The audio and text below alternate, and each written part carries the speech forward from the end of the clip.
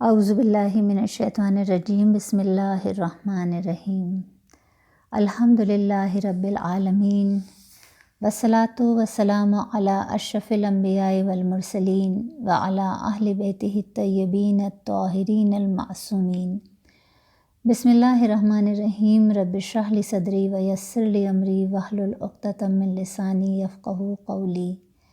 تمام تعریفیں، تمام حمد و ثنا اس ذات باری تعالیٰ کے لیے کہ جو تمام جہانوں کا خلق کرنے والا اور پالنے والا ہے، اور تمام درود و سلام محمد و آل محمد کے لیے کہ جو وجہ تخلیق کائنات ہیں۔ السلام علیکم ورحمۃ اللہ وبرکاتہ۔ سب سے پہلے اپنے تمام سننے والوں کی خدمت میں ماہ رمضان المبارک جیسے بابرکت مہینے کی مبارکباد پیش کرتی ہوں۔ وہ بابرکت مہینہ کہ جو نزول قرآن کا مہینہ ہے، اور قرآن کریم وہ کتاب الہی کہ جسے لانے والے سردار الملائکہ حضرت جبرائیل علیہ السلام اور جن کے مبارک قلب پہ نازل ہو رہا ہے اس ماہ مبارک میں، وہ سردار الانبیاء خاتم النبیین رسالت مآب صلی اللہ علیہ وسلم، ہمارے پیارے نبی پاک حضرت محمد مصطفیٰ صلی اللہ علیہ وآلہ وسلم کہ جن پر ہماری جانیں قربان ہوں۔ وہ تمام لوگ جو قرآن کریم کو سیکھنے اور سکھانے کی کوشش کرتے ہیں، وہ ان خوش نصیب لوگوں میں سے ہیں کہ جنہیں اللہ چنتا ہے، منتخب کرتا ہے، اس لیے کہ بغیر اللہ کی دی ہوئی توفیق کے ہم یہ سعادت حاصل نہیں کر سکتے۔ تو سب سے پہلے تو شکر ادا کرتے ہیں بارگاہ رب العزت میں کہ اس نے ہمیں یہ سعادت عطا کی ہے اور ان خوش نصیب لوگوں میں شامل کیا ہے، اور پھر دعا کرتے ہیں بارگاہ رب العزت میں کہ وہ ہماری توفیقات میں مزید اضافہ فرمائے بحق محمد و آل محمد علیہ الصلاۃ والسلام، اور ہمیں استقامت عطا فرمائے۔ گزشتہ سیشن تک ہم نے جو لاسٹ سیشن میں جو آیات مکمل کیں، ان میں حضرت آدم علیہ السلام کی خلقت کا تقرر، فرشتوں کے ساتھ مناظرے میں حضرت آدم علیہ السلام کی برتری، حضرت آدم علیہ السلام اور اولاد آدم سے شیطان کی دشمنی کا ذکر ہوا، اور پھر آخر کی آیات میں حضرت آدم علیہ السلام کو زمین پر بھیجتے وقت یہ ارشاد رب العزت کہ میری ہدایت کی پیروی کرنے والا کامیاب اور اسے مسترد کرنے اور جھٹلانے والا دائمی شقاوت میں گرفتار ہوگا۔ حضرت آدم علیہ السلام کے بعد بہت سی قومیں بھی شیطان کی پیروکار بن گئیں اور ہدایت الہی کو مسترد کرنے کی وجہ سے عذاب میں گرفتار ہوئیں، مگر بنی اسرائیل وہ قوم ہے جو باقی تمام اقوام سے اسباب و ہدایت و سعادت کے حصول میں سب سے آگے تھی۔ انبیاء و کتب آسمانی سب سے زیادہ ان کے پاس تھیں، معنوی اور مادی نعمتوں سے بھی سب سے زیادہ انہیں نوازا گیا تھا۔ حالانکہ فرعون نے سالہ سال بنی اسرائیل کو غلام بنائے رکھا، مگر پروردگار عالم نے حضرت موسیٰ علیہ السلام کے ذریعے انہیں آزادی دلوائی۔ لیکن حضرت یعقوب علیہ السلام کے بعد سے نزول قرآن تک یہودیوں نے پوری تاریخ میں مخالفت الہی، انبیاء کے قتل، روئے زمین پر فتنہ و فساد پھیلانے اور ہدایت الہی کو مسترد کرنے کی جو مثالیں قائم کیں، تاریخ انبیاء میں اس کی مثال نہیں ملتی۔ اب ان آیات سے جو اب میں آج کے سیشن میں شامل کروں گی، یہاں سے بنی اسرائیل کا تذکرہ شروع ہو رہا ہے، اور پروردگار عالم بنی اسرائیل کو مخاطب کر کے ارشاد فرما رہا ہے کہ بسم اللہ الرحمن الرحیم، یا بنی اسرائیل اذکروا نعمتی التی انعمت علیکم واوفوا بعہدی اوفی بعہدکم وایای فارہبون۔ اے بنی اسرائیل، میری وہ نعمت یاد کرو، انعمت علیکم، جس سے میں نے تمہیں نوازا ہے، وَأَوْفُوا بِعَہْدِی، اور میرے عہد کو پورا کرو، اوفی بعہدکم، میں تمہارے عہد کو پورا کروں گا، وَإِيَّایَ فَارْہَبُونَ، اور تم لوگ صرف مجھ سے ہی ڈرتے رہو۔ قرآن کریم میں آلموسٹ 42 ٹائمز بنی اسرائیل کا لفظ استعمال ہوا ہے، ان کا ذکر ہوا ہے، اور ابھی سورہ مبارکہ میں سورہ بقرہ میں آیت 40 سے لے کر اب آیت 103 تک 103 تک بنی اسرائیل کا ذکر جاری رہے گا۔ اس آیت مبارکہ میں پروردگار عالم ملامت کے انداز میں بنی اسرائیل کو یاد دلا رہا ہے کہ اللہ نے انہیں کتنی نعمتوں سے نوازا تھا۔ فرعون کے دور میں وہ کس قدر مصیبت میں تھے، کتنا ان پر ظلم ہو رہا تھا، اور اللہ نے انہیں اس ظلم سے نجات دی، انہیں کتنی فضیلت عطا کی، لیکن وہ ناشکری کرتے رہے اور اس بات پر متعصب رہے کہ کیونکہ ہم اولاد یعقوب میں سے ہیں تو اب ہم جو جی چاہے کرتے رہیں۔ اب غور طلب بات یہ ہے کہ اللہ کیوں یہ گزشتہ امتوں کا ذکر اتنی کثرت سے قرآن کریم میں کر رہا ہے؟ کیوں ان کی نافرمانیاں، ان کا ناشکرہ پن، ان کا مرتد ہو جانا، ان کا عہد کو توڑ دینا، اپنے دور کے انبیاء کو تکلیف پہنچانا، اتنا ڈیٹیل میں امت محمدی کو کیوں بتایا جا رہا ہے؟ اس لیے کہ وہ رب ہے، وہ جانتا ہے کہ میرے حبیب کی امت نے بھی یہی ناشکرہ پن کرنا ہے، یہی بدعہدی کرنی ہے۔ وہ تمام چیزیں جنہیں اللہ کے رسول نے اللہ کے حکم سے حرام قرار دیا ہے، رشوت خوری، شراب نوشی، زناکاری، سود، بے حیائی، بے گناہ کا قتل، کمزور پر ظلم، یہ سب کچھ آج کتنا عام ہے۔ حلال کو حرام، حرام کو حلال بنایا جا رہا ہے، یہ کہہ کر کہ یہ ٹرینڈ ہے۔ ہمیں یہ تو نظر آتا ہے کہ اس وقت معاشرے میں ٹرینڈ کیا چل رہا ہے، مگر یہ نظر نہیں آتا کہ اللہ اور اس کے رسول خدا صلی اللہ علیہ وسلم کے احکامات کیا ہیں۔ اللہ فرما رہا ہے وَأَوْفُوا بِعَہْدِی، اور میرے عہد کو پورا کرو۔ اب یہاں کس عہد کا ذکر ہو رہا ہے؟ بنی اسرائیل سے اللہ تعالیٰ نے جو عہد و پیمان لیا تھا اس میں سر فہرست تورات پر عمل کرنا اور آنے والے آخری نبی پر ایمان لانا ہے، مگر بنی اسرائیل کی نافرمان قوم نے تورات میں تحریف کی اور رسول اکرم صلی اللہ علیہ وآلہ وسلم سے متعلق بشارتوں کو چھپایا اور آن وسلم پر ایمان لانے سے انکار کیا۔ اسی عہد و پیمان کو اللہ یہاں یاد دلا رہا ہے کہ اپنے عہد کو پورا کرو، اوفی بعہدکم، تب میں بھی اپنا عہد پورا کروں گا، یعنی میں نے بھی اس کے بدلے میں تم سے جس اجر و ثواب، بلند درجات اور جنت کی نعمتوں کا وعدہ کیا ہے، میں تمہیں ان سے نوازوں گا۔ وَإِيَّایَ فَارْہَبُونَ، اور تم لوگ صرف مجھ سے ہی ڈرتے رہو۔ جس طرح ہم نے پڑھا تھا ایاک نعبد و ایاک نستعین، تو ایاک مطلب صرف تیری عبادت کرتے ہیں، یعنی ایاک نعبد صرف تیری یا صرف تجھ سے مدد مانگتے ہیں، یعنی تیرے لیے یا تجھ سے کے لیے استعمال ہوتا ہے۔ اسی طرح ایایا یعنی صرف میں یا صرف مجھ سے، اور رہب کہتے ہیں ڈر کو، خوف کو، تو یعنی وہ خوف، وہ ڈر، وہ جو عظمت و احترام کی وجہ سے ہو، تو اس کا ذکر ہو رہا ہے کہ وَإِيَّایَ، ایاکا اور ایایا میں یہی فرق ہے کہ وہ جو تیرے لیے اور تجھ سے کے لیے استعمال ہوتا ہے تو ایاکا آتا ہے، اور جب میرے لیے صرف میں، صرف مجھ سے، تو ایایا۔ وَإِيَّایَ فَارْہَبُونَ، صرف مجھ سے ہی ڈرتے رہو، یعنی عہد و میثاق کی پاسداری کے حکم کے ساتھ ساتھ اللہ سے ڈرتے رہنے کی تلقین بھی کی جا رہی ہے کہ اگر تم مخالفت اور عہد شکنی پر قائم رہے تو خدا کی سزا بہت سخت ہوگی۔ پھر آگے ارشاد فرما رہا ہے وَآمِنُوا بِمَا أَنزَلْتُ مُصَدِّقًا لِمَا مَعَكُمْ وَلَا تَكُونُوا أَوَّلَ كَافِرٍ بِهِ وَلَا تَشْتَرُوا بِآيَاتِي ثَمَنًا قَلِيلًا وَإِيَّایَ فَاتَّقُونِ۔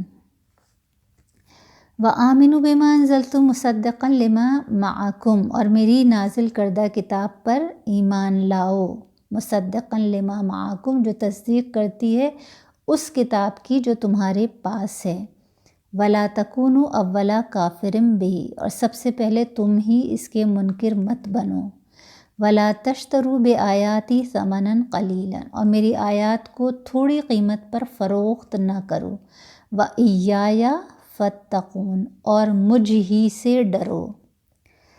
اب یہ وہ بنی اسرائیل ہیں جن سے اللہ مخاطب ہے کہ جو ہجرت کر کے مدینے میں آ کر بسے تھے. اور کیوں مدینے میں آ کر بسے تھے؟ کیونکہ وہ منتظر تھے آخری نبی کے، کہ جن کے بارے میں ان کی کتاب تورات میں پوری تفصیل موجود تھی کہ مدینہ کی سرزمین پر اللہ اپنے آخری نبی کو بھیجے گا. لیکن وہ جو منتظر تھے وہی منکر ہو گئے، اور مدینہ کے جن کفار کو یہ یہودی ڈرایا کرتے تھے، دھمکایا کرتے تھے، وہ تو انصار بن گئے اور یہ خود رسول صلی اللہ علیہ وسلم کے دشمن بن گئے، اور اس کتاب الہی پر ایمان لانے سے انکار کرنے لگے کہ جس کے بارے میں خود ان کی اپنی کتاب تورات تصدیق کرتی تھی. اور قرآن کہہ رہا ہے کہ یہ آنے والے رسول کو ایسے پہچانتے تھے جیسے اپنے بیٹوں کو پہچانتے ہیں. الذین آتیناہم الکتاب یعرفونہ کما یعرفون ابناہم، جن لوگوں کو ہم نے کتاب دی ہے وہ اس رسول کو اس طرح پہچانتے ہیں جیسے وہ اپنے بیٹوں کو پہچانتے ہیں. وَإِنَّ فَرِيقًا مِّنْهُمْ لَيَكْتُمُونَ الْحَقَّ وَهُمْ يَعْلَمُونَ، اور ان میں سے ایک گروہ جان بوجھ کر حق کو چھپا رہا ہے. اس آیت مبارکہ سے یہ واضح ہو رہا ہے کہ یہ آخری رسول صلی اللہ علیہ وسلم کو بھی بڑی اچھی طرح پہچانتے تھے، اور اللہ کی آخری کتاب کو بھی بہت اچھے سے پہچانتے تھے، بلکہ ان کے منتظر تھے، اور اب تصدیق کرنے کے بجائے انکار کر رہے تھے. اچھا، اب نہ صرف یہ کہ یہ خود آخری وسلم کا اور کتاب الہی کا انکار کر رہے تھے، بلکہ لوگوں کو بھی گمراہ کر رہے تھے. اور یہ کوئی عام یہودی نہیں تھے، بلکہ ان کے بڑے بڑے علماء تھے جنہوں نے دین کو جیبیں بھرنے کا ذریعہ بنا رکھا تھا. اس لیے وہ عوام کو گمراہ کر رہے تھے. جیسے کہ ہم دیکھتے ہیں کہ مسلمانوں میں بھی کتنا بڑا طبقہ ہے جس نے دین کو، اپنے ایمان کو پیسے کے عوض فروخت کر دیا. کتنی بڑی تعداد ہے جو ان مفسرین کی ہے، محدثین کی ہے کہ جو بکے ہوئے ہیں جھوٹی احادیث کو گڑھنے کے لیے، قرآن کریم کا جھوٹا ترجمہ اور تفسیر کرنے کے لیے کیسے کیسے مفسرین کو، محدثین کو خریدا گیا. کیوں آج قرآن کریم کے ترجمے و تفسیر میں مختلف مکاتب فکر کے درمیان اختلاف ہے؟ اس لیے کہ ایک عام انسان جو عربی نہیں جانتا، یہ جو تفسیر کا علم نہیں رکھتا، جو احادیث کے لیے علم رجال سے واقف نہیں ہے، وہ مجبور ہے یقین کرنے کے لیے ان علماء پر. آج مسلمانوں کا بھی یہی حال ہے، صرف قرآن کا متن، اس کا ٹیکسٹ اصل حالت میں محفوظ ہے، اس لیے کہ کیونکہ اب نہ تو اللہ نے کسی نبی کو بھیجنا تھا، نہ کسی آسمانی کتاب کا نزول ہونا تھا، لہٰذا اس کی ذمہ داری، اس کی حفاظت کی ذمہ داری اللہ نے خود اپنے ذمے رکھ لی کہ اِنَّا نَحْنُ نَزَّلْنَا الذِّكْرَ وَإِنَّا لَهُ لَحَافِظُونَ، ہم نے اس ذکر کو نازل کیا ہے اور ہم ہی اس کی حفاظت کرنے والے ہیں. اس لیے قرآن کریم کے متن میں کوئی تبدیلی نہیں کر سکے، لیکن باقی آسمانی کتابیں آج اپنی اصلی شکل میں بھی موجود نہیں، یعنی ان کا متن اور ان کا ٹیکسٹ بھی محفوظ نہیں ہے. تو لہٰذا یہ اس دور میں بھی تھا کہ ان کے علماء لوگوں کو اپنی مرضی کا دین بتا کر ان سے پیسے ایٹتے تھے اور انہیں گمراہ کرتے تھے، اور اللہ کی آیات کو چند ٹکوں کے عوض فروخت کر دیتے تھے. تو اللہ یہاں ڈائریکٹ انہیں ہی ہٹ کر رہا ہے، وَلَا تَشْتَرُوا بِآيَاتِي ثَمَنًا قَلِيلًا، اور میری آیات کو تھوڑی سی قیمت پر فروخت نہ کرو. ثمن کہتے ہیں فروخت کرنا، قلیل بہت تھوڑی سی. وَإِيَّايَ فَاتَّقُونَ، اور صرف مجھ ہی سے ڈرو. وَلَا تَلْبِسُوا الْحَقَّ بِالْبَاطِلِ وَتَكْتُمُوا الْحَقَّ وَأَنْتُمْ تَعْلَمُونَ، اور حق کو باطل کے ساتھ مت ملاؤ. یہاں علماء کی کرپشن بیان ہو رہی ہے کہ وہ کس طرح حق کو جان بوجھ کر چھپاتے ہیں. انہیں مخاطب کر کے اللہ رب العزت بیان کر رہا ہے کہ حق کو باطل کے ساتھ مکس نہ کرو، گڈمڈ نہ کرو، یہ لوگوں کی گمراہی کا سبب بنے گا. اور آج بھی ہم دیکھتے ہیں معاشرے میں یہی ہو رہا ہے، حق کو باطل کے ساتھ اس طرح مکس کر دیا گیا ہے، مخلوط کر دیا گیا ہے کہ جو حق کے راستے پر چلنا چاہے وہ پریشان ہو جاتا ہے. آپ ہر فیلڈ میں دیکھ لیں، حلال حرام کو مکس کر دیا گیا. آج ایسی ایسی جسٹیفیکیشن دی جاتی ہیں حرام کو حلال ثابت کرنے کے لیے کہ ایک عام انسان حیران ہو جاتا ہے کہ حق کیا ہے اور باطل کیا ہے. وَتَكْتُمُوا الْحَقَّ وَأَنْتُمْ تَعْلَمُونَ، اور حق کو مت چھپاؤ حالانکہ تم جانتے ہو. یعنی قرآن اور نبوت محمد صلی اللہ علیہ وسلم کی حقانیت کو تم خوب جانتے ہو، لہٰذا اسے جان بوجھ کر مت چھپاؤ۔ پھر اگلی آیہ مبارکہ میں نماز قائم کرنے اور زکوٰۃ ادا کرنے اور رکوع کرنے والوں کے ساتھ رکوع کرنے کا حکم دیا جا رہا ہے۔ وَأَقِیمُوا الصَّلَاةَ وَآتُوا الزَّکَاةَ وَارْکَعُوا مَعَ الرَّاکِعِینَ، اور نماز قائم کرو اور زکوٰۃ ادا کرو اور رکوع کرو رکوع کرنے والوں کے ساتھ۔ اب یہاں مسلمان مخاطب نہیں ہے، یہاں بھی اللہ یہودیوں سے ہی مخاطب ہے کہ نماز قائم کرو اور زکوٰۃ ادا کرو۔ یعنی نماز اور زکوٰۃ صرف مسلمانوں پر فرض نہیں ہے بلکہ ان پر بھی فرض تھی۔ اس کا طریقہ مختلف ہو سکتا ہے، مگر کیونکہ نماز وہ عبادت ہے کہ جو بندے کو اللہ سے کنیکٹ کرتی ہے، لہٰذا ہر دور میں اس عبادت کو اللہ نے فرض قرار دیا۔ اور زکوٰۃ یعنی چیریٹی کا حکم بھی ہر نبی کی امت کو دیا گیا۔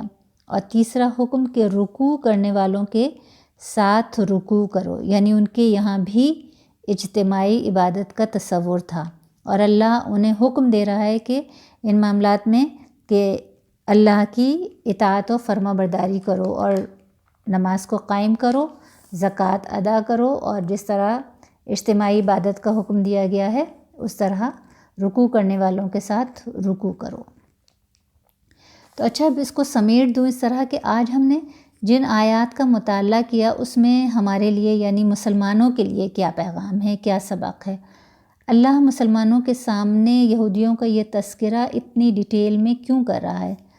اصل میں ہمارے لیے تنبیہ ہے کہ تم ان یہودیوں جیسے مت بنو، ان یہودیوں کو کاپی نہ کرو، ان کی پیروی نہ کرو، تم یہ کام نہ کرنا جو یہودیوں کے کام ہیں۔ تم امت محمدی ہو، تمہارے سر پر اسلام کا تاج سجایا گیا ہے، تمہارے لیے اتنے پیارے دین کو چنا گیا ہے۔ وہ ناشکرے تھے، انہیں بھی اللہ نے بڑی نعمتوں سے نوازا، مگر وہ ناشکرہ پن کرتے رہے، وہ عہد کو توڑنے والے بن گئے۔ تم عہد شکنی کرنے والے نہ بنو، تمہارے مزاج میں وفا ہونی چاہیے، تم بے وفا نہ بنو، عہد شکن نہ بنو، اپنے دین کو چند ٹکوں کی خاطر فروخت نہ کرو، یہ گھاٹے کا سودا ہے، خسارے کا سودا ہے۔ وہ اللہ سے بے خوف ہو گئے۔ تم دنیا میں کسی سے خوف زدہ نہ ہونا، بس صرف مجھ ہی سے ڈرتے رہنا، میں تمہیں دنیا کی ہر شے سے بے خوف کر دوں گا۔ حب دنیا کو دل سے نکال دو، لالچ نہ کرو، زکوٰۃ سے نہ بھاگو، میں تمہیں کئی گنا بڑھا کر عطا کروں گا، مجھ پر بھروسہ رکھو۔ تم اس دنیا کو میری خاطر ٹھوکر مار کے تو دیکھو، میں یہ دنیا تمہارے قدموں میں لا کر ڈال دوں گا۔ مگر افسوس کہ آج ہم حب دنیا میں اتنے غرق ہو گئے ہیں کہ آخرت کو، خدا اور اس کے رسول کی محبت کو، یہ سب کچھ پس پش ڈال دیا ہے۔ آخرت جاتی ہے تو چلی جائے، دنیا ہاتھ سے نہ جائے، اور اسی کا نتیجہ ہے کہ آج مسلمان دن بدن پستی میں گرتے جا رہے ہیں۔ بس دعا گو ہوں بارگاہ رب العزت میں کہ پروردگار ہم پر رحم فرمائے، ہمیں صراط مستقیم پر ثابت قدم رہنے کی توفیق عطا فرمائے، اور رمضان المبارک کے بابرکت مہینے میں جس میں ہم داخل ہو چکے ہیں اور جو کہ قرآن کی بہار کا مہینہ ہے، پروردگار ہمیں اس ماہ مبارک کے صدقے قرآن کریم پڑھنے، سمجھنے اور اس پر خلوص نیت کے ساتھ عمل کرنے کی توفیق عطا فرمائے۔ وآخر دعوانا ان الحمد للہ رب العالمین۔ ربنا تقبل منا انک انت السمیع العلیم۔ اللہم صلی علی محمد وآل محمد وعجل فرجہم۔